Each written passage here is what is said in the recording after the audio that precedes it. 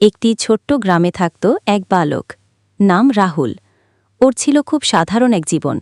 দুপুরবেলা মাঠে দৌড়ঝাঁপ, সন্ধ্যায় মায়ের সঙ্গে গল্প শোনা।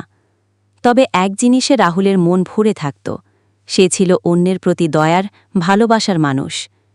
গ্রামের এক কোণে থাকত এক বৃদ্ধা, সবার চোখে বুড়ি দাদি। তার ঘর ছোট, চোখও ঝাপসা, তাই কেউ তেমন কাছে যেত না। কিন্তু রাহুল প্রতি সন্ধ্যায় তার জন্য ফুল নিয়ে যেত, জংলা ফুল, বেল ফুল, যা পেত। দাদি বলতেন, তুই কেন আসিস রে রোজ? রাহুল মুচকি হেসে বলত, কারো না কারো তো আপন হতে হয় দাদি। এভাবে কেটে গেল কয়েক মাস। একদিন গ্রামের মেলায় সবার সামনে ঘোষণা হল, এই গ্রামের সবচেয়ে হৃদয়বান শিক্ষাবৃত্তি দেওয়া হবে। বুড়ি দাদির সুপারিশে রাহুল সেই সম্মান পেল। সবাই অবাক, রাহুল তো কারো সাথে বিশেষ মিশে না। তখন বুড়ি দাদি বললেন, সে ভালোবাসতে জানে, বিনিময়ের আশায় নয়। রাহুল শুধু হাসল আর বলল, ভালোবাসা দিলে ভালোবাসা একদিন ঠিক ফিরে আসে।